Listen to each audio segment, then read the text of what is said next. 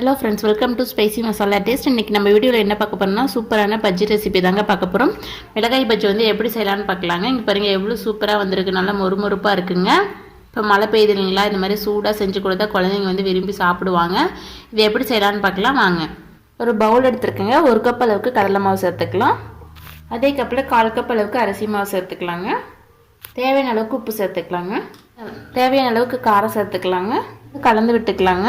நல்லா ஒன்று சேர்கிற மாதிரி கலந்து விட்டு தண்ணி கொஞ்சமாக சேர்த்துட்டு நல்லா கலந்து விட்டுக்கலாங்க. பஜ்ஜி மாவு பதத்துக்கு பெருவெங்காயத்தூள் கொஞ்சம் சேர்த்துக்கலாங்க. தண்ணி சேர்த்து நல்லா மிக்ஸ் பண்ணிக்கலாம். மாவு வந்து கரைச்சி விட்டாச்சுங்க. 1/4 ஸ்பூன் அளவு கொஞ்சம் கம்மியாக வந்து சோடா உப்பு சேர்த்துக்கலாங்க. இப்போ இதையும் கலந்து விட்டுக்கலாம். மாவு வந்து தண்ணியாக இருக்கக்கூடாதுங்க, கொஞ்சம் கெட்டியாக வந்து கலந்து எடுத்துக்கலாங்க. அவ்வளோதான். இப்போ இது ஒரு பக்கம் இருக்கட்டும். பச்சை மிளகாய் எடுத்துருக்கேன். முழுசாக வேணாலும் நம்ம போட்டுக்கலாங்க. அப்படி இல்லைனா பாதியாக 2 கட் பண்ணிவிட்டு கூட நம்ம போட்டுக்கலாம். முழு மிளகாயை நீங்கள் போடுறதா இருந்துச்சுன்னா நீங்கள் லைட்டாக இதில் கீரல் போட்டுட்டு அதுக்கப்புறம் எண்ணெயில் போடுங்க, இல்லைன்னா வெடிச்சு வருங்க. இது வந்து நான் 2 தான் கட் பண்ணி போட போகிறேன். இதுமாரி 2 நான் வந்து கட் பண்ணி எடுத்துருக்கேங்க. இதேமாரி எல்லாமே கட் பண்ணி எடுத்துக்கலாம். அடுப்பதில் கடாய் வச்சு எண்ணெய் ஊற்றிருக்கீங்க. எண்ணெய் சூடாயிடுச்சு. பஜ்ஜி மாவில் வந்து மிளகாயை வந்து நல்லா டிப் பண்ணிவிட்டு நம்ம இதில் சேர்த்துக்கலாங்க.